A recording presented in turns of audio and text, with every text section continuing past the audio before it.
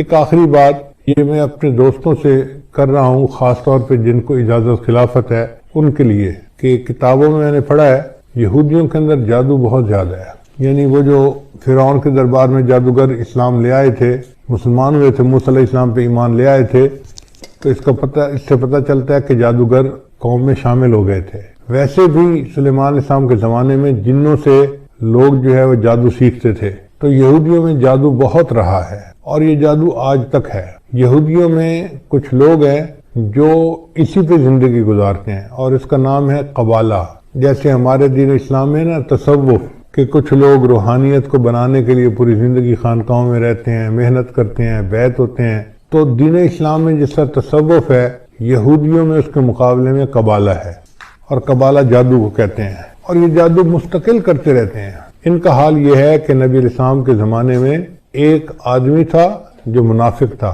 اس نے نبی علیہ السلام پر بھی جادو کیا تھا، اس نے اور اس کی 2 بہنوں نے، اور نبی علیہ السلام پر 6 مہینے اس کا اثر رہا تھا. پھر اللہ تعالیٰ نے بتا دیا تو نبی علیہ السلام نے پھر ایک چٹان کے نیچے ان کے بالوں کو دبایا گیا تھا، وہ نکلوائے اور جادو کا اثر ختم ہوا. پھر اس کے بعد معوذتین نازل ہوئی اور اللہ تعالیٰ نے ہمیشہ کے لیے جادو کا توڑ عطا فرما دیا. اب سوچئے کہ اگر اللہ کے حبیب صلی پر بھی جادو کا اثر ہو سکتا ہے تو بھئی ہم کس کھیت کی گاجر مولی ہیں. تو یہ یہودی مستقل جادو کرتے رہتے ہیں. کتاب میں لکھا ہوا تھا کہ ان کے جادو کرنے والوں نے بتایا کہ جب خلافت عثمانیہ کو توڑنا تھا تو ایک ایسا یہودی تھا کہ جس کو مستقل انہوں نے جادو کے لیے بٹھا دیا تھا.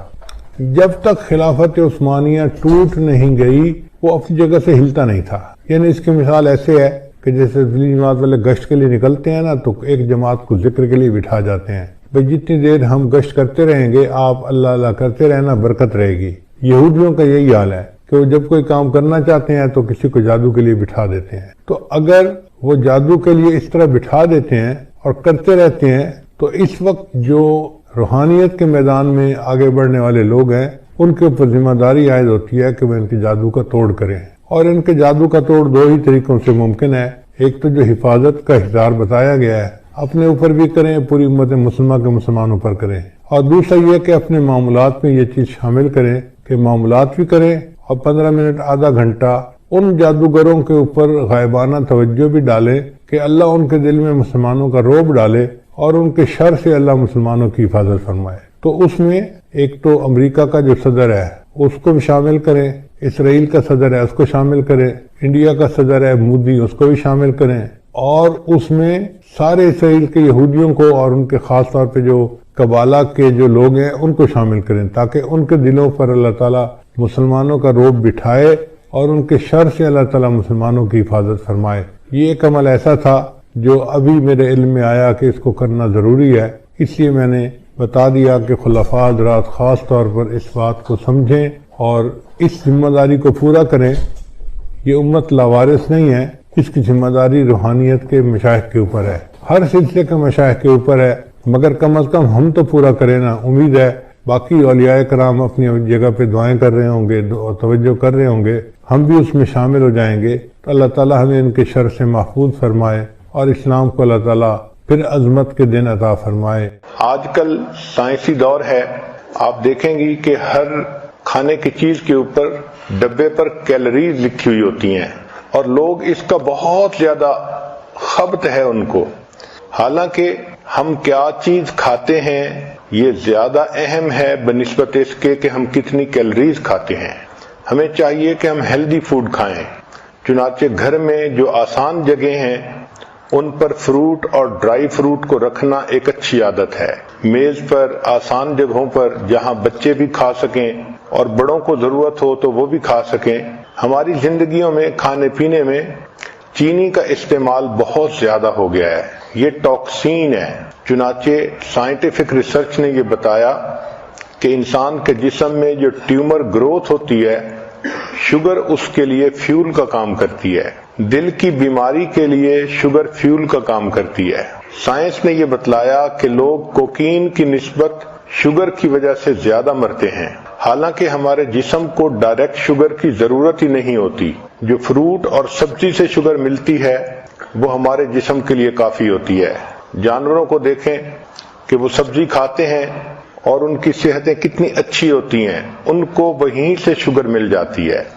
جس طرح انسان کو سگریٹ کی عادت ہو جاتی ہے، اسی طرح لوگوں کو شوگر کی عادت ہوتی ہے، چنانچہ وہ میٹھی چیزیں کھانے کے عادی بن جاتے ہیں۔ ایک سوال کہ اگر سبزی کھائیں تو سبزیوں میں سے کون سی سبزی بہتر ہے؟ اس کا جواب یہ ہے کہ گو فار گرین۔ جو سبزی سبز ہے آپ اس کو بے دھڑک استعمال کر لیں۔ بروکلی، سپینچ، کالی، سیلریز، بوک چوائے، کیوکمبر، ڈارک لیفی گرینز، زوکینی اور پیپر، یہ تمام کی تمام سبزیاں یہ ہیلدی فوڈ میں شامل ہیں۔ پھر اس کے بعد red and blue vegetables, apple, pepper, raspberries, strawberries, tomato, یہ بھی انسان کے لیے ایک اچھا چوائس ہے۔ اگر آپ اپنے کھانے پینے پہ غور کریں تو we are addicted to carbohydrates, جیسے white bread, white rice, pasta, یہ تمام چیزیں کاربوہائیڈریٹس ہیں اور اس کی وجہ سے ہماری صحت زیادہ خراب ہوتی ہے۔ موٹاپے پر جتنی ریسرچ کی گئی تو پتہ یہ چلا کہ موٹاپا فیٹ کھانے کی وجہ سے نہیں ہوتا، کاربوہائیڈریٹس کھانے کی وجہ سے ہوتا ہے۔ ہمیں چاہیے کہ ہم کاربوہائیڈریٹس کو ویجیٹیبل اور فروٹ کے ساتھ ریپلیس کریں۔ کھانے پینے میں ٹائمنگ کا بھی بہت دخل ہے۔ اگر آدمی بھوکا ہو تو دیکھا ہے کہ اس وقت اس کو جو چیز مل جائے وہ کھا لیتا ہے، چاہے اس میں کریم ہو اور چاہے وہ ہیلدی فوڈ نہ ہو۔ اس لیے اگر اپنے وقت پہ کھانا کھائیں تو اس کا فائدہ زیادہ ہوتا ہے۔ جب انسان دوسرے آدمیوں کے ساتھ کھانا کھاتا ہے تو پہلا بندہ جو آرڈر کرتا ہے اس سے کھانے کا ایک نارم سیٹ ہو جاتا ہے۔ تو کوشش کریں کہ جب آپ مل کے کھانا کھا رہی ہیں تو آپ خود پہل کریں اور سیلڈ سے شروع کریں یا فروٹ سے شروع کریں تاکہ باقی لوگ بھی ہیلدی کھانا کھائیں۔ ایک اہم سوال کہ کھانوں میں سب سے بہتر ترتیب کیا ہے، تو یہ چیز سائنٹیفک ریسرچ سے ثابت ہو چکی کہ کھانے کی ترتیب میں فروٹ اور ویجیٹیبل سب سے بیسٹ ہیں۔ چنانچہ ایسپیریگس، ایووکیڈو، بینز، بروکلی، کالی فلاور، چک پیز، کالرز گرین، لینٹلز دال، پیز اور سپینچ ساگ جس کو کہتے ہیں، یہ تمام کی تمام سب سے بہترین ہیلدی فوڈ ہے، یہ نمبر 1 پہ آتی ہیں۔ پھر دوسرے نمبر پر نٹس آتے ہیں، آلمنڈ، کیشیو، پینٹ، پیکان، پسٹیشیو اور والنٹ، یہ دوسرے نمبر پر ہیلدی فوڈ ہے۔ اور تیسرے نمبر پر فش آتی ہے، سالمن اور ٹراؤٹ وغیرہ۔ چوتھے نمبر پر وائٹ میٹ آتا ہے جیسے چکن وغیرہ، اور 5ویں نمبر پر ڈائری پروڈکٹس، ملک، یوگرٹ، چیز، ان کا 5واں نمبر ہے۔ اور 6 نمبر پر ریڈ میٹ جیسے ٹی بون، بیف یا لیم کا، اور 7ویں نمبر پر جو سب سے برا فوڈ ہوتا ہے وہ پروسیسڈ میٹ ہوتا ہے، لنچ میٹ، ہاٹ ڈاگ، سلامی، یہ سب سے آخری درجے کا یعنی نقصان دہ فوڈ ہے۔ سبزیوں میں اور فروٹ میں اومیگا 3 فیٹی ایسڈ ہوتے ہیں جو انسان کی صحت کے لیے بہت فائدہ مند ہوتے ہیں۔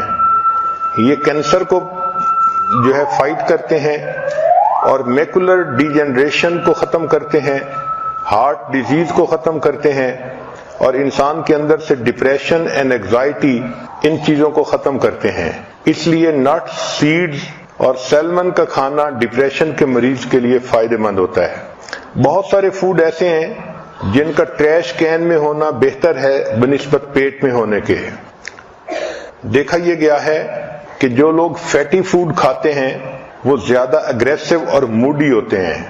کھانے کا اصول یہ ہے کہ feast at sunrise and fast at sunset, دن کی ابتدا میں اچھا کھانا کھائیں اور رات کے وقت ہلکا کھانا کھائیں، اور ہماری عادت عام طور پر اس کے مخالف ہے۔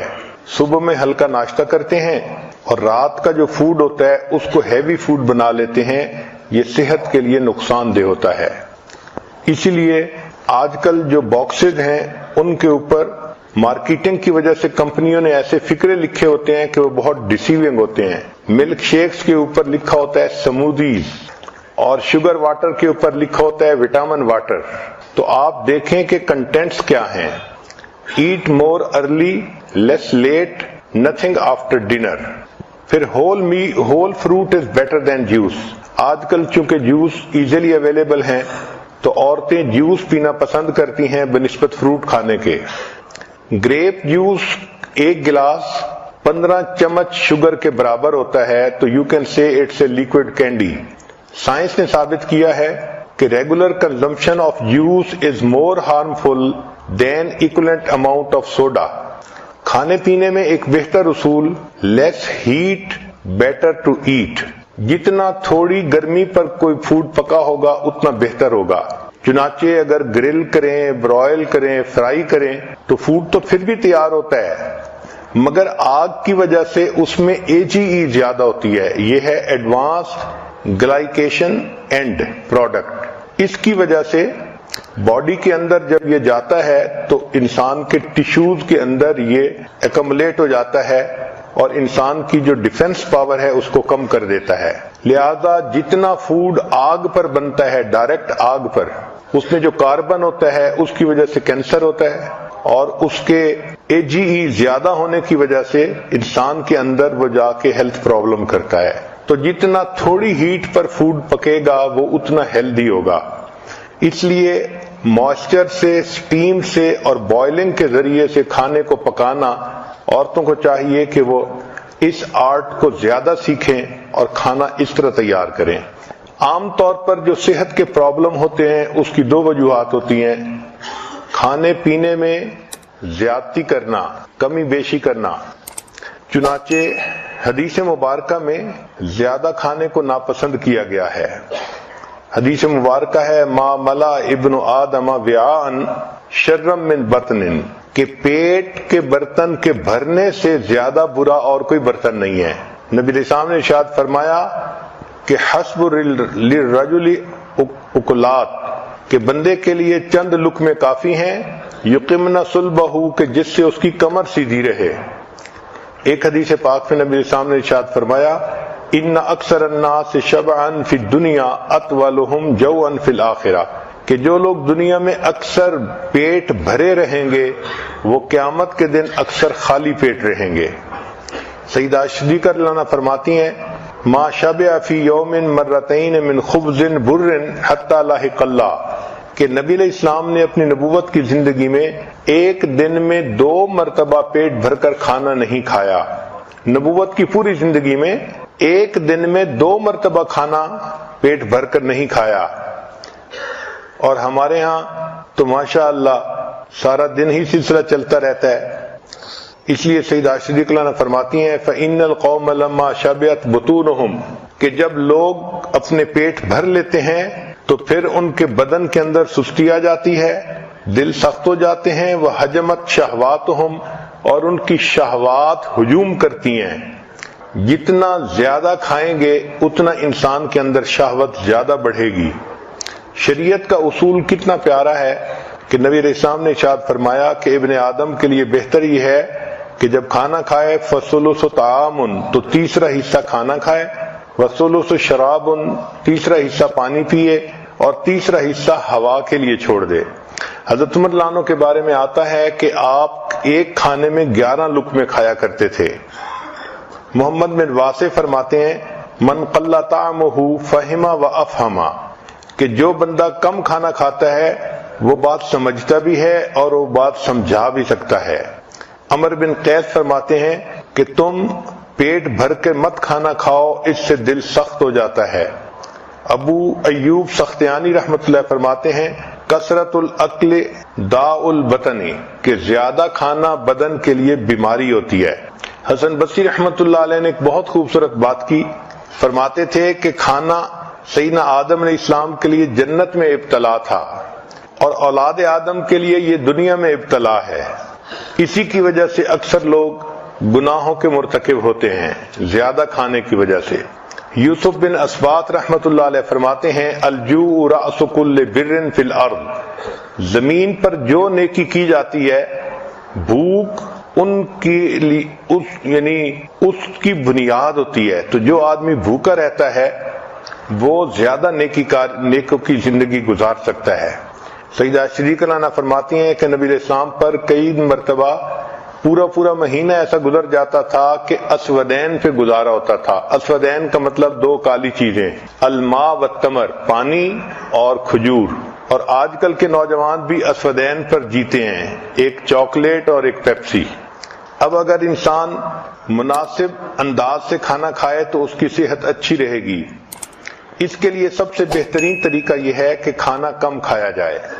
ہماری شریعت اتنی خوبصورت ہے کہ سال میں ایک مرتبہ رمضان کے روزے رکھوائے گئے۔ یہ جو فاسٹنگ ہے اس کے اتنے فائدے ہیں کہ کوئی حد نہیں۔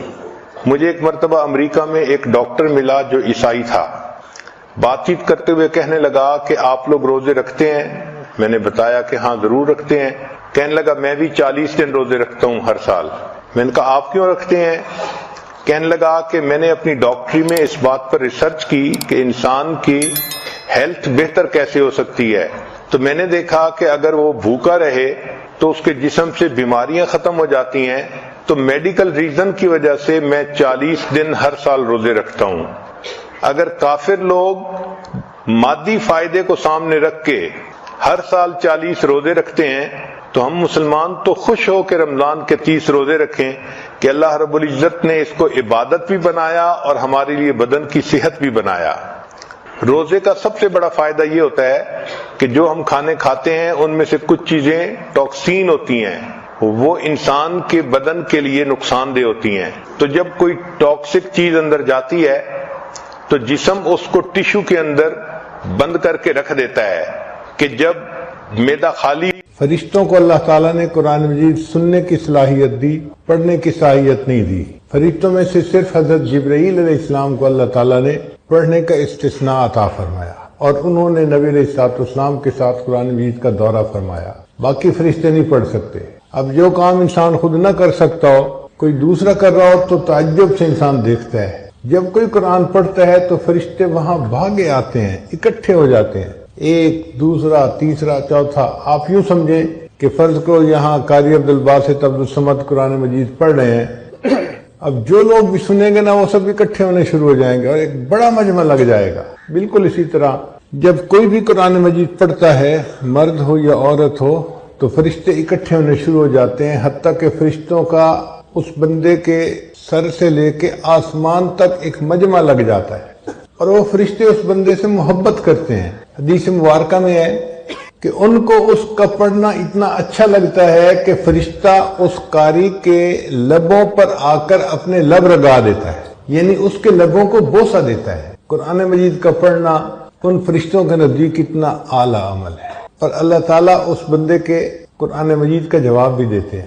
چنانچہ بندہ پڑھتا ہے الحمدللہ رب العالمین، اللہ رب العزت خود جواب دیتے ہیں اس کو، حمدنی عبدی، میرے بندے نے میری حمد بیان فرمائی۔ پھر وہ اگلی آیت پڑھتا ہے، اللہ تعالیٰ اس کو بھی جواب دیتے ہیں۔ ایک ایک آیت قاری پڑھتا جاتا ہے اور اللہ تعالیٰ اس کا جواب دیتے جاتے ہیں، اور یوں قرآن مجید کی تلاوت مکمل ہوتی ہے۔ آپ غور کیجئے وہ کیسی کیفیت ہوگی کہ جس میں بندہ پڑھ رہا ہے اور اللہ رب العزت جواب دے رہے ہیں۔ اس لیے قرآن مجید کا پڑھنا ایک بہت ہی عظیم عمل ہے۔ امام اعظم امام عاصم کوفی رحمۃ اللہ علیہ، شاید ان کا یہ واقعہ ہے جو میری یادداشت میں ہے، ممکن ہے کسی اور قاری کا ہو۔ وہ مسجد نبی میں قرآن مجید پڑھاتے تھے، مگر ان کے منہ سے بہت خوشبو آتی تھی۔ سارے شاگرد حیران، حضرت الائچی استعمال کرتے ہیں یا کوئی اور خوشبو استعمال کرتے ہیں کہ منہ سے اتنی خوشبو آتی ہے۔ چنانچہ ایک طالب علم ان کے پیچھے لگ گیا، حضرت آپ بتائیں کیا استعمال کرتے ہیں، خوشبو بہت آتی ہے۔ وہ بار بار کہتے بھئی میں کچھ منہ میں نہیں ڈالتا، حضرت خوشبو بہت آتی ہے، بھئی میں کچھ نہیں ڈالتا۔ اب کچھ بچے ہوتے ہیں نا لسوڑا ٹائپ، چپک ہی جاتے ہیں، وہ بھی اسی طرح کا تھا، لگا رہا۔ حضرت آخر کوئی تو وجہ ہے، آخر یہ خوشبو کیوں آتی ہے؟ تو جب اس نے اصرار کے ساتھ پوچھا تو حضرت نے فرمایا کہ مجھے ایک رات خواب میں نبی علیہ السلام کی زیارت نصیب ہوئی۔ اللہ کے حبیب صلی اللہ علیہ وسلم نے فرمایا کہ عاصم تم میری مسجد میں قرآن پڑھانے میں مشغول رہتے ہو، لاؤ میں تمہارے لبوں کو بوسہ دوں۔ جس دن سے نبی علیہ السلام نے میرے لبوں کو بوسہ دیا اس وقت سے میرے منہ سے خوشبو آ رہی ہے۔ تو قرآن مجید کا پڑھنا اللہ رب العزت کے ہاں بڑا مرتبہ رکھتا ہے۔ انسان قرآن مجید کو پڑھے تو محبت کے ساتھ، شوق کے ساتھ۔ ایک بات ذہن میں رکھیے کہ قرآن مجید کی محبت جس دل میں موجود ہوگی وہ بندہ ہمیشہ ہدایت پر رہے گا، وہ کبھی گمراہ نہیں ہو سکتا۔ میں آج آپ کو دو واقعات سناتا ہوں، ایک نوجوان لڑکے کے اور ایک نوجوان لڑکی کا واقعہ۔ امریکہ میں ایک نوجوان انجینئر تھا اور بڑی ٹھاٹھ کی زندگی گزار رہا تھا۔ کسی انگریز لڑکی کے ساتھ اس کا تعلق بن گیا۔ اے انسان، تو جتنا چاہے گناہ کر، اگر اللہ نے تیری اسی زندگی کو جہنم نہ بنا دیا تو یاد رکھنا، ڈھونڈنے والا ستاروں کی گزرگاہوں کا اپنے افکار کی دنیا میں سفر کر نہ سکا، جس نے سورج کی شعاؤں کو گرفتار کیا، زندگی کی شب تاریک سحر کر نہ سکا۔ ساری دنیا کو کمکموں سے روشن کرنے والا انسان من میں اندھیرا لیے پھرتا ہے۔ اپنے ہی من میں اندھیرا ہے تو باہر کی روشنی کا کیا فائدہ ہو؟ تو محنت کا میدان صرف مادہ نہیں ہے، انسان کو اپنا دل یہ محنت کا میدان بنانا چاہیے تاکہ اپنے اندر سے صفات نکلیں۔ یہ جو ہمارے مشائخ دل پر محنت کرواتے ہیں، اس کا کیا مقصد ہے کہ اے انسان، تیرے اندر اللہ نے خوبصورتی رکھی ہے، اس اندر کی خوبصورتی کو تو باہر نکال ذرا۔ انسان مائنز پہ محنت کرتا ہے نا تو گولڈ نکالتا ہے، کاپر نکالتا ہے، قیمتی چیزیں نکالتا ہے۔ ایسے اپنے دل کی زمین پر محنت کرے تو کہیں اندر سے خوش خلقی نکلے گی، کہیں سے عاجزی نکلے گی، کہیں سے اندر سے ہمدردی نکلے گی، کہیں سے پاک دامنی نکلے گی۔ یہ چیزیں ہیں جو انسان کو اللہ کی نظر میں قیمتی بنا دیتی ہیں۔ تو ذکر و سلوک کی محنت سے انسان اندر کی خوبصورتی کو باہر نکالنے میں کامیاب ہو جاتا ہے۔ یہ کوئی الگ چیز نہیں ہے، انسان کے اندر، اور ہر انسان کے اندر یہ خیر موجود ہے، ہر انسان میں اللہ نے یہ چیز رکھی ہے۔ چنانچہ نبی علیہ السلام نے ارشاد فرمایا، الناس معادن، انسانوں کی مثال معادن کہتے ہیں مائنز کو، مختلف مائنز جو نکلتی ہیں ان کی مانند ہے، کمعادن الذهب والفضہ، جیسا کہ سونے اور چاندی کی کان ہوتی ہے۔ تو ہر انسان اگر محنت کرے تو کوئی سونے جیسا، کوئی چاندی جیسا، کوئی تانبے جیسا، ہر ایک انسان میں خوب اچھائیاں ہیں۔ ہم اپنے اوپر محنت نہیں کرتے، ہمیں فرصت نہیں ملتی۔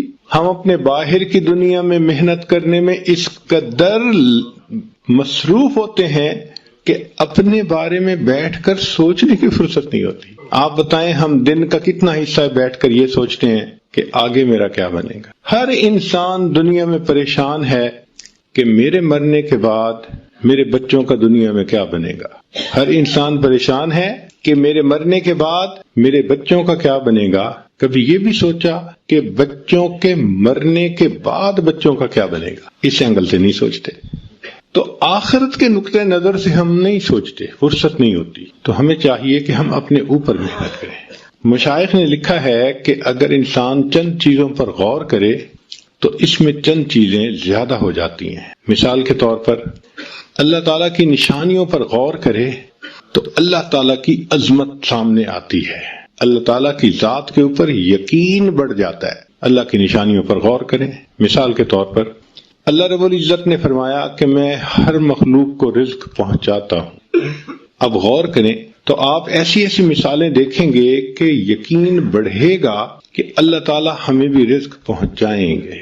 سری سکتی رحمت اللہ علیہ ایک بزرگ تھے، جوانی کی عمر میں انہوں نے محسوس کیا کہ میری یہاں پر کوئی کام کاج کرنے کی روٹین ٹھیک نہیں، میں ذرا کسی بڑے شہر جاتا ہوں، کام کروں گا، زیادہ مجھے کچھ پیسے ملیں گے تو آسانی ہو جائے گی۔ انہوں نے جانے کا ارادہ کر لیا۔ اب مشائخ چاہتے تھے کہ یہ نیک اور اچھا نوجوان بن سکتا ہے تو یہ یہیں رہے، مگر وہ سب سے ملے اور کہنے لگے کہ بس میں جا رہا ہوں۔ جب گئے تو 4 دن کے بعد پھر واپس آ گئے۔ تو بزرگوں نے پوچھا، استاد نے پوچھا کہ واپس کیوں آ گئے؟ کہنے لگے جی میں راستے میں ایک درخت کے نیچے سویا، آنکھ کھلی تو میں نے دیکھا کہ ایک معذور چڑیا ہے، اس کا پر زخمی ہے، وہ اڑ نہیں سکتی اور وہ بیٹھی ہوئی ہے، اور ایک صحت مند چڑیا اپنے منہ میں ایک دانہ لے کے آتی ہے اور اس معذور چڑیا کے منہ میں ڈال دیتی ہے۔ تو میں نے دل میں سوچا کہ جو پروردگار عالم معذور چڑیا کو پال رہے ہیں تو میں تو صحت مند انسان ہوں، مجھے تو ضروری پالیں گے، اس لیے میں واپس آ گیا۔ ہمارے ایک دوست میڈیکل ڈاکٹر تھے، وہ ایک مرتبہ اپنے بچوں کو لے کر پہاڑوں کی طرف گئے چھٹیاں گزارنے کے لیے۔ وہاں ان کو ایک خوبصورت پتھر نظر آیا، بالکل گول، بڑا پیارا کلر تھا اس کا۔ تو جب بچے نے دیکھا، اس نے کہا موم وہ دیکھو کتنا پیارا پتھر ہے۔ اس نے کہا اچھا بیٹا یہ جو ہمارا ڈرائنگ روم ہے نا اس کلر کے ساتھ یہ میچ کر رہا ہے، تو اٹھا لو، ہم اس کو وہاں پہ نا ڈیکوریشن کے طور پہ اور میموری کے طور پہ اس کو رکھیں گے۔ وہ کہتے ہیں وہ آدھے کلو کا پتھر تھا گول قسم کا، اٹھا لیا، ہم اپنے گھر لے کے آئے۔ 2 سال وہ پتھر ہمارے ڈرائنگ روم کے اندر پڑا رہا۔ ایک دن میری بیوی ڈرائنگ روم کی صفائی کروا رہی تھی تو اس نے سوچا کہ یہ کام کرنے والی عورت تو بہت ہی بے احتیاطی سے کام کرتی ہے، تو کہیں شیشے کی نازک چیزیں ڈیکوریشن پیسز یہ خراب نہ کر دے، تو وہ میں خود صاف کر لیتی ہوں، باقی صفائی یہ کر دے گی۔ تو میری بیوی وہ جو ڈیکوریشن پیسز تھے ان کو اور شیشے کی چیزوں کو بڑے احتیاط سے بڑا کیئرفلی صاف کر رہی تھی۔ اس نے اس پتھر کو بھی اٹھایا کہ اس کو بھی میں صاف کر دوں۔ جیسے اس نے ہاتھ میں اٹھایا، اللہ کی شان کہ وہ پتھر سلپ ہوا اور نیچے فرش پہ گر گیا، اور جیسے ہی نیچے گرا تو اس کے 2 ٹکڑے ہوئے۔ تو میری وائف نے دیکھا کہ اندر سے وہ ہالو تھا اور اس کے اندر ایک کیڑا تھا، اس کیڑے نے فرش کے اوپر چلنا شروع کر دیا۔ حیران رہ گئے کہ یا اللہ، 2 سال یہ ہمارے گھر میں پتھر پڑا رہا ہے، اس کیڑے کو آپ نے بند پتھر کے اندر رزق کیسے پہنچایا ہوگا؟ تو نے پتھر میں کیڑے کو پالا، خشک مٹی سے سبزہ نکالا، یہ تیرا ہے جہاں یہ زمین آسماں اے خدایا، کس نے تیری حقیقت کو پایا۔ اللہ تعالیٰ رزق پہنچا دیتے ہیں، ہر مخلوق کو رزق پہنچ رہا ہے۔ انسان کا تو پیٹ اتنا چھوٹا 2 روٹی سے بھر جاتا ہے، ایسی بھی مخلوق ہے جو منوں کے حساب سے کھاتی ہے۔ ہاتھی شاید ایک دن میں ٹنوں کے حساب سے کھا جاتا ہوگا، اللہ ان کو بھی رزق دے رہے ہیں، سبحان اللہ۔ تو جو پروردگار سمندر کی مخلوق کو رزق دیتے ہیں، ہوا کی مخلوق کو رزق دیتے ہیں، مٹی کی مخلوق کو رزق دیتے ہیں، وہ پروردگار انسان کو بھی تو رزق عطا فرمائیں گے۔ پھر انسان رزق کی خاطر کیوں جھوٹ بولتا ہے، کیوں کسی کو دھوکہ دیتا ہے، کیوں کسی کے مال پہ بری نظر جماتا ہے، کیوں چوری کرتا ہے؟ جب رزق ہمیں مل کے رہے گا، اللہ نے فیصلہ کر دیا، تو ہمیں چاہیے کہ ہم امانت داری اور دیانتداری کی زندگی گزاریں۔ یقین نہیں ہے، دل میں یقین کی کمی ہے، تو اللہ تعالیٰ کی نشانیوں پہ غور کریں تو پھر یقین بڑھ جاتا ہے۔ ہم لوگ ایک مرتبہ امریکہ میں ایک ایکویریم دیکھنے کے لیے گئے، اس میں مچھلیاں ہی مچھلیاں، اللہ، وہ کوئی 5 سٹوریڈ ایکویریم تھا، اور اس کی چھت کے اوپر انہوں نے ایک جنگل بنایا ہوا تھا، یعنی مٹی ڈال کے اس میں بڑھ کے درخت، بڑے بڑے درخت لگائے ہوئے تھے 5ویں منزل پہ، اور اس میں انہوں نے ڈولفن اور ویلز اور یہ بھی رکھی ہوئی تھی۔ عجیب و غریب مخلوق اللہ کی۔ خیر، کہنے کی بات یہ ہے کہ اس میں ایک جگہ لکھا ہوا تھا کہ بلو ویل اپنی زندگی میں اتنا تیرتی ہے کہ پورا سفر اگر اس کا جمع کریں تو 10 ٹائم کروز ٹوورڈ مون اس کا بن سکتا ہے۔ یعنی انسان 10 مرتبہ چاند پہ جا کے واپس آئے تو جتنا سفر کرے گا، بلو ویل اپنی زندگی میں اتنا تیرتی ہے۔ تو اس کو پڑھ کے میں کھڑا ہو گیا اور بلو ویل کے بارے میں مزید پڑھنا شروع کر دیا۔ تو انہوں نے لکھا کہ اس وقت دنیا میں جتنے جاندار ہیں، بلو ویل ان میں سب سے زیادہ بڑی ہے۔ بہت بڑا سائز لکھا ہوا تھا۔ کتنا بڑا سائز ہے؟ لکھا ہوا تھا کہ 200 پاؤنڈ اس کا وزن روزانہ بڑھتا ہے۔ 200 پاؤنڈ تو بندے کا وزن نہیں ہوتا۔ اب جس مخلوق کا وزن 200 پاؤنڈ ڈیلی بڑھ رہا ہے، اس کا اپنا وزن کتنا ہوگا؟ اتنے میں وہاں کام کرنے والا جو سٹاف تھا، ایک آفیسر آ گئے، تو میں نے ان کو روک کے پوچھا، میں نے کہا جی یہ ٹھیک لکھا ہوا ہے؟ بھئی ممکن ہے 20 پاؤنڈ بڑھتا ہو اور اشاریہ لگانے میں غلطی ہو گئی ہو۔ اس نے پڑھا تو مسکرایا، مجھے کہنے لگا سر ہم نے بہت محتاط فگر لکھی ہے 200، ادروائز میری اسٹڈی کے مطابق اس کا وزن 200 پاؤنڈ سے بھی زیادہ روزانہ بڑھتا ہے۔ اللہ اس کو بھی تو رزق دیتے ہیں، اور پتہ ہے اس کا رزق کیا ہے جو آنکھوں سے نظر نہیں آتا، آپ آنکھ سے نہیں دیکھ سکتے۔ سمندر کے پانی کے اندر مائکرو آرگنیزم ہوتا ہے، بہت چھوٹے چھوٹے جاندار بیکٹیریا ٹائپ، جن کو آپ مائکروسکوپ سے تو دیکھ سکتے ہیں، کھلی آنکھ سے نہیں دیکھ سکتے۔ اب اگر وہ زیادہ بڑھ جائیں تو سمندر کا پانی جو ہے وہ زیادہ بدبودار اور گندا ہو جائے۔ اللہ نے اس کی کلیننگ کے لیے بلو ویل کو بنا دیا۔ بلو ویل کیا کرتی ہے کہ پانی اپنے اندر کھینچتی ہے، اور اس کے اندر ایک جیسے سیمی پرمیبل سکرین ہوتی ہے اس طرح کی جھلی بنی ہوتی ہے، اس سے پانی گزارتی ہے تو جو بیکٹیریا ہے وہ اس جھلی کے اوپر رہ جاتا ہے، پانی صاف نکل جاتا ہے، جیسے آپ چائے کو چھلنی میں سے نکالتے، وہ بیکٹیریا جو اتنا چھوٹا ہے بلو ویل اس کو کھاتی ہے۔ اللہ اکبر کبیرہ، وہ پروردگار جو دنیا کی سب سے بڑی مخلوق کو ایسے رزق سے پالتے ہیں جو آنکھوں سے نظر نہیں آتا۔ اے انسان، تجھے اپنے رزق کے بارے میں کیا پریشانی لگی ہوئی؟ اللہ تعالی ہمیں بھی رزق پہنچائیں گے۔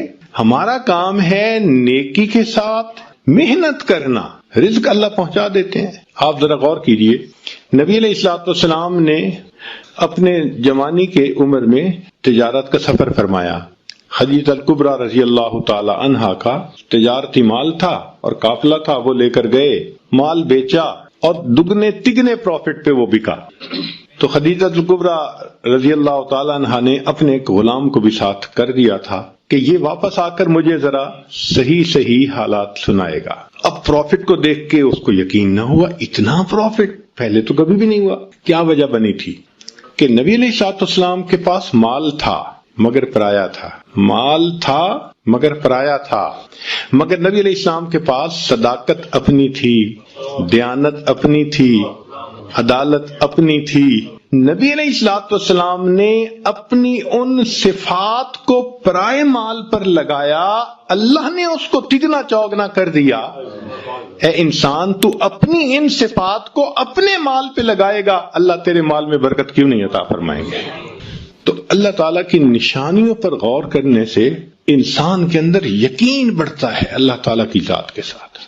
دوسری بات کہ اللہ تعالیٰ کی نعمتوں پر غور کرنے سے اللہ تعالیٰ کے ساتھ محبت بڑھتی ہے۔ اللہ تعالیٰ نے ہمیں کتنی نعمتوں سے نوازا ہے، ہم گن بھی نہیں سکتے۔ ایک مرتبہ حرم میں ایک آدمی کو میں نے دیکھا، اس کے دونوں بازو اس کے کندھے سے کٹے ہوئے تھے اور وہ نماز پڑھ رہا تھا۔ یقین جانو اس کو دیکھ کے آنسو تھمتے نہیں تھے۔ میں سوچتا ہی رہا، یا اللہ، یہ اپنا چہرہ کیسے دھوتا ہوگا، یہ کھانا کیسے کھاتا ہوگا، یہ کپڑے کیسے بدلتا ہوگا، اللہ رات کو سوئے ہوئے اس کے جسم سے اگر کمبل اتر جاتا ہوگا، یہ کمبل کیسے اوپر پھر لیتا ہوگا۔ پھر اس وقت احساس ہوا، اللہ آپ نے جو یہ نعمت ہمیں بن مانگے عطا فرمائی، ہم نے اس نعمت کو گناہوں میں استعمال کر لی۔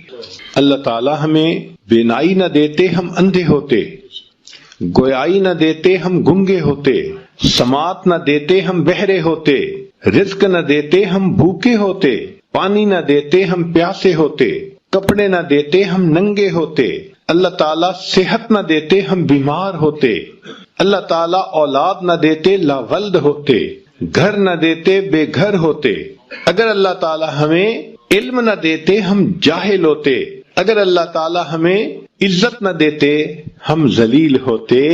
اے انسان، تو جو عزتوں بھری زندگی گزار رہا ہے، یہ تیرے مالک کا کرم اور احسان ہی تو ہے۔ اللہ کی رحمت کی نظر ہٹتی ہے، انسان گھر بیٹھے بٹھائے ذلیل ہو جاتا ہے، سروں سے دوپٹے اتر جاتے ہیں۔ اللہ اکبر کبیرہ۔ ایک وقت ہوتا ہے مٹی کو ہاتھ لگائے سونا بنتی ہے، اور جب دن پلٹتے ہیں پھر کہتے ہیں حضرت آج تو سونے کو بھی ہاتھ لگائیں تو مٹی بن جاتا ہے۔ تو ہم اللہ تعالیٰ کی نعمتوں پر غور کریں تو اللہ تعالیٰ کی محبت ہم دل میں بڑھ جائے گی۔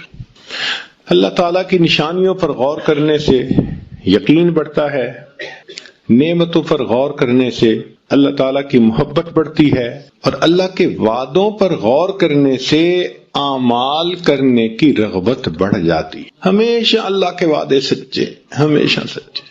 قرآن مجید میں اللہ تعالیٰ نے ایک واقعہ بیان کیا ہے، وَأَوْحَيْنَا إِلَىٰ أُمِّ مُوسَىٰ أَنْ أَرْضِعِيهِ، اور ہم نے وحی کی موسیٰ علیہ السلام کی والدہ کی طرف کہ تو اپنے بیٹے کو دودھ پلا، فَإِذَا خِفْتِ عَلَيْهِ، اور اگر تجھے بیٹے کے بارے میں ڈر لگے کہ اس کو پولیس والے پکڑ کے لے جائیں گے، قتل کر دیں گے، فَأَلْقِيهِ فِي الْيَمِّ، تو تم اپنے بیٹے کو دریا میں پھینک دینا، فَلْيُلْقِهِ الْيَمُّ بِالسَّاحِلِ، پھر یہ تیرا بیٹا دریا اس کو کنارے پر لگا دے گا، ساحل پہ لگے گا، مگر یاخذہ عدو لی و عدو اللہ، اس کو وہ بندہ پکڑے گا جو بچے کا بھی دشمن، اللہ فرماتے ہیں میرا بھی دشمن، مگر ساتھ کہہ دیا ولا تخافی ولا تحزنی، تم نے خوف زدہ بھی نہیں ہونا، تم نے غم زدہ بھی نہیں ہونا، انا رادوہ الیک، ہم اسے تمہارے پاس واپس لوٹائیں گے، وجاعلوہ من المرسلین، اور ہم اس کو رسولوں میں سے بنائیں گے۔ اب اللہ رب العزت نے ایک خاتون کے ساتھ، عورت کے ساتھ ایک وعدہ فرمایا۔ آپ جانتے ہیں کہ عورت کتنی کمزور دل ہوتی ہے، اور پھر اپنے بیٹے کے بارے میں کتنی سینسیٹیو ہوتی ہے۔ جنگل کا سفر کرے نا تو بتاتے ہیں کہ بھئی وہاں اگر کسی فیمیل کے ساتھ بچہ ہو تو وہ بہت زیادہ کیئرفل ہوتی ہے، قریب نہیں آنے دیتی کسی کو۔ اگر ایک عام جاندار بچے کے بارے میں اتنا سینسیٹیو ہے تو انسان ہے، تو ماں کا دل بچے کے بارے میں تو بہت ہی زیادہ نازک ہوتا ہے۔ اس بچے کے بارے میں اللہ فرما رہے ہیں کہ تو اس کو دریا میں ڈال دینا۔ اب عقل کہتی ہے یا اللہ، آپ نے اگر اسے رسولوں میں سے بنانا ہے تو میں کسی غار میں چھوڑ آتی ہوں، میں اس کو چھت کے اوپر سلا دیتی ہوں، کسی کو پتہ ہی نہ چلے۔ نہیں، اللہ تعالیٰ بندے کے مشاہدے کو توڑتے ہیں، دیکھتے ہیں کہ اس کو میرے وعدوں پہ یقین ہے یا نہیں، اس لیے فرمایا تو نے اسے پانی میں ڈالنا ہے۔ عقل کہتی ہے کہ پانی میں ڈالنے کے لیے مجھے ایک بکسا بنانا پڑے گا، اگر اس میں نے سانس لینے کے لیے سوراخ چھوڑے کہ ہوا جائے تو ان سوراخوں سے پانی اندر جائے گا، بچہ ڈوب کے مر جائے گا۔ اگر اس کو واٹر ٹائٹ بنایا تو وہ ایئر ٹائٹ بھی ہو جائے گا اور بچہ دم گھٹ کے مر جائے گا۔ عقل کہتی ہے تیرا بچہ بچ نہیں سکتا، مگر حکم خدا ہے دریا میں ڈالو۔ یہ ایک ٹیسٹ ہے، یہ ایک امتحان ہے، اور امتحان بھی ماں کا بچے کے بارے میں کتنا کمزور دل ہوتا ہے، مگر وہ خاتون اللہ کے وعدے پر یقین رکھتی تھی، بھروسہ رکھتی تھی۔ چنانچہ جب ایسا ماحول ہوا کہ خطرہ ہوا، اس نے بچے کو ایک بکسے میں ڈالا اور بکسے کو دریا میں ڈال دیا۔ ذرا غور کیجئے، جب اس نے بکسے کو دریا میں ڈال دیا ہوگا دل کا کیا حال ہو رہا ہوگا۔ واپس گھر آ گئی، دل اداس ہے، غم زدہ ہے، کہہ بھی نہیں سکتی، رو بھی نہیں سکتی، مگر چپ ہے، پتہ نہیں میرے بچے کے ساتھ کیا بنا ہوگا۔ اب ادھر اللہ تعالیٰ نے اس بچے کو کنارے تک پہنچا دیا۔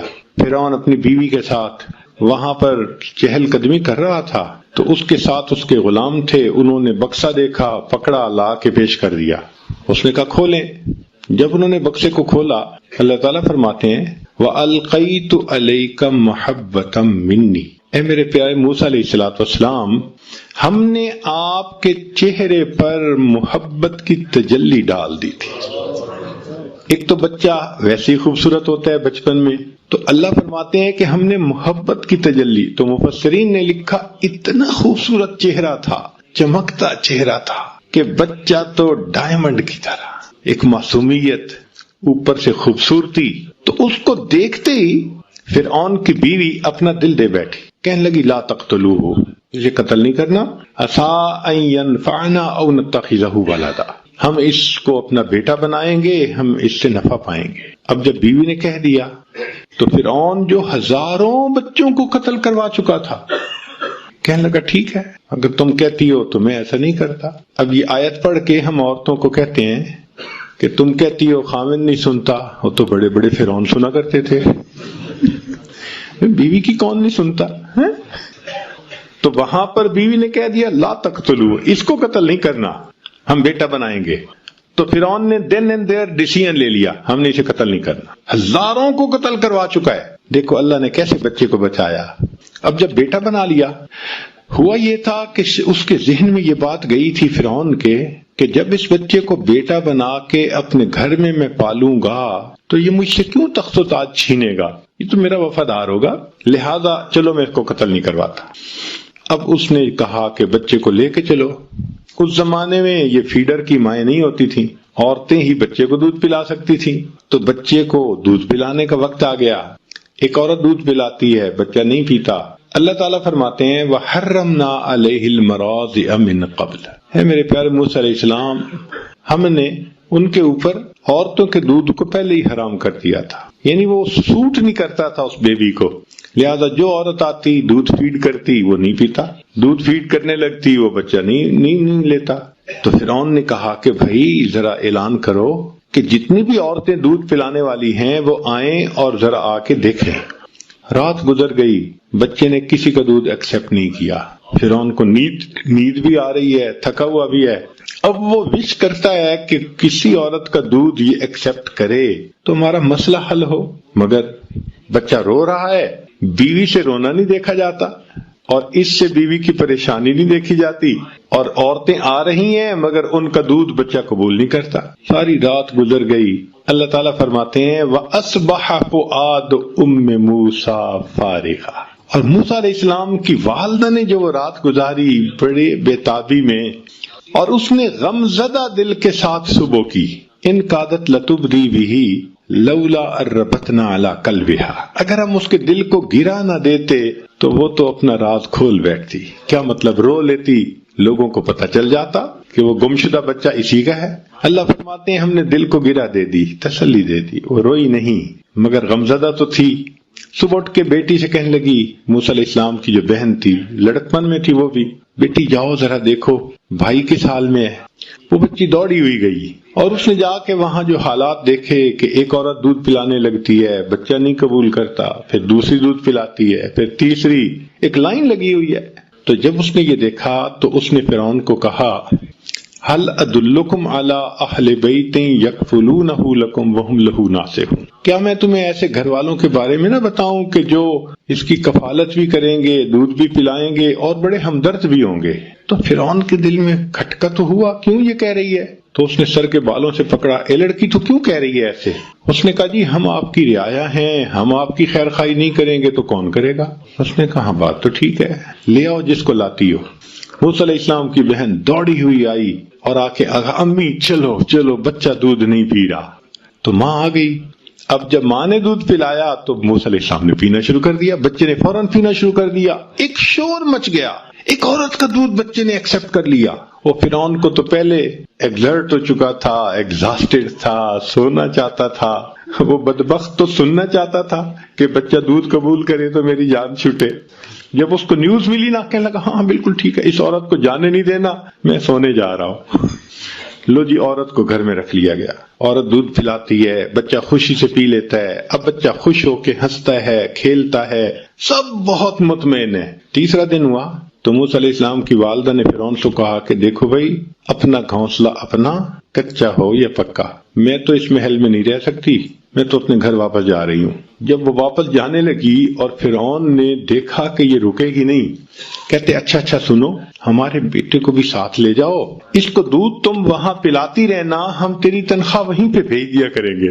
اللہ تعالیٰ قرآن مجید میں فرماتے ہیں فَرَدَدْنَاهُ إِلَىٰ أُمِّهِ، ہم نے اسے لوٹا دیا اس کی ماں کی طرف، کئی تقرّ عَيْنُهَا، تاکہ اس کی آنکھیں ٹھنڈی ہوں، وَلَا تَحْزَنْ، اور وہ غم زدہ نہ ہو، وَلِتَعْلَمْ، اور وہ جان لے أَنَّ وَعْدَ اللَّهِ حق، اللہ کے وعدے سچے ہیں، وَلَكِنَّ أَكْثَرَهُمْ لَا يَعْلَمُونَ، ہم بندے نہیں سمجھتے، واقعی اللہ کے وعدے تو سچے ہوتے ہیں۔ آپ کہیں گے جی بڑی دور کی مثال ہے، قریب کے زمانے کی مثال دیکھنی ہے تو نبی علیہ الصلوۃ والسلام کی مثال دیکھ لیجیے۔ مکہ مکرمہ میں شروع میں کیا حالات تھے؟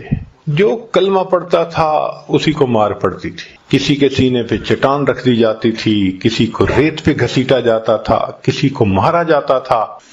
سمیہ رضی اللہ عنہ کی ایک ٹانگ کو ایک اونٹ کے ساتھ رسے سے باندھا، دوسری ٹانگ کو دوسرے اونٹ سے، اور دونوں اونٹوں کو مخالف سمت میں انہوں نے بھگایا، اور ان کی پوری باڈی جو تھی وہ درمیان میں سے شیئر آف ہو گئی۔ ایسی تکلیفیں ان کو دیتے تھے۔ خود نبی علیہ الصلوۃ والسلام مسجد میں نماز پڑھ رہے ہیں، اونٹ کی اوجڑی گندگی سے بھری ہوئی اوپر ڈال دی، اتنی وزنی تھی کہ نبی علیہ السلام اٹھ نہیں سکتے تھے۔ پتہ چلا تو سیدہ فاطمہ الزہرا لانا آئیں، بیٹی آئیں جو بھی تھیں، سیدہ زینب شاید تھیں، تو انہوں نے آ کے اس کو ہٹایا، تب نبی علیہ السلام نے اٹھ کر دوبارہ نماز مکمل کی۔ ابو بکر رضی اللہ عنہ کو مارا گیا، خود نبی علیہ الصلوۃ والسلام کے مبارک گلے میں چادر ڈال کے گھسیٹنے کی کوشش کی گئی۔ یہ حال تھا ابتدا میں، کنڈی دے کے کلمے کی تعلیم کر رہے تھے، اور اس پر بھی ابو جہل نے بیٹھ کے پروگرام بنایا کہ ان کو قتل کرو، جان چھڑاؤ، 100 اونٹ کا انعام متعین کر دیا۔ اب بتائیں کیا حالت ہے کہ کسی کے سامنے اظہار نہیں کر سکتے، مسجد میں آ کے نماز پڑھ نہیں سکتے۔ اپنے دین کی دعوت دینی کتنی مشکل بن گئی، اور اس وقت اللہ تعالیٰ وعدہ فرماتے ہیں کہ اے میرے حبیب صلی اللہ علیہ وسلم آپ یہاں سے ہجرت کر جائیے، ان الذی فرض علیک القرآن لرادک الی معاد، جس ذات نے آپ پہ قرآن کو نازل کیا وہ آپ کو دوبارہ اسی جگہ پر واپس لوٹائے گا۔ یقین نہیں آتا آنکھوں کو، عقل سوچنے سے عاجز ہے۔ جہاں ہر گھر میں دشمن ہیں، اپنے دشمن بن گئے ہیں اور جان کے پیاسے بن گئے ہیں، یہاں اللہ فرماتے ہیں کہ ہم تمہیں لوٹائیں گے۔ تو اللہ کے حبیب صلی اللہ علیہ وسلم نے ہجرت کا ارادہ کر لیا اور بیت اللہ پر آخری نظر ڈالی، اور بیت اللہ پر نظر ڈالتے ہوئے محبوب صلی اللہ علیہ وسلم کی آنکھوں میں آنسو تھے۔ فرمایا بیت اللہ میں تجھے کبھی نہ چھوڑتا، اس شہر کے لوگ مجھے یہاں رہنے نہیں دیتے۔ تو آنسوؤں کے ساتھ آپ صلی اللہ علیہ وسلم رخصت ہوئے اور مدینہ طیبہ آئے۔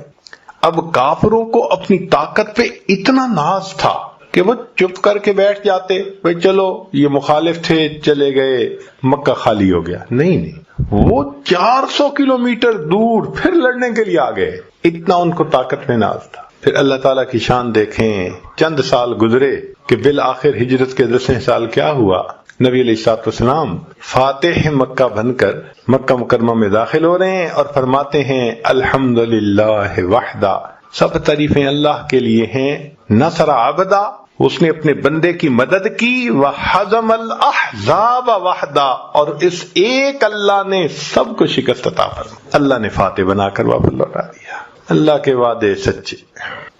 تو اللہ تعالیٰ کے وعدوں پر غور کریں تو انسان کے دل میں عمل کرنے کا جذبہ بڑھ جاتا ہے۔ پھر اللہ تعالیٰ کی وعیدوں پر غور کریں تو خوف خدا زیادہ ہو جاتا ہے۔ اللہ تعالیٰ کی وعیدیں یعنی اللہ تعالیٰ نے جو اپنے عذاب کے بارے میں بتایا ہے نا کہ جو انسان گناہ کرے گا تو میرا ایسے عذاب آئے گا، اس پہ غور کرے۔ ہم نے اپنی زندگی میں دیکھا ہے جس کو شراب کی عادت پڑی اس کی زندگی میں بربادی آنکھوں سے دیکھی گئی، جس بندے کو زنا کی عادت پڑی وہ مختلف بیماریوں کا لازمن مجموعہ بنا۔ حدیث پاک میں آتا ہے جو زنا کرتا ہے اس کی عمر گھٹا دی جاتی ہے۔ تو جس نے گناہ کا راستہ اختیار کیا بالآخر برباد ہوا، دنیا کی بھی ذلت آخرت کی بھی ذلت۔ تو اللہ تعالیٰ کی وعیدوں پر غور کریں۔ اللہ اکبر کبیر۔ ایک واقعہ میں آپ کو سناتا ہوں، بات مکمل کرتا ہوں۔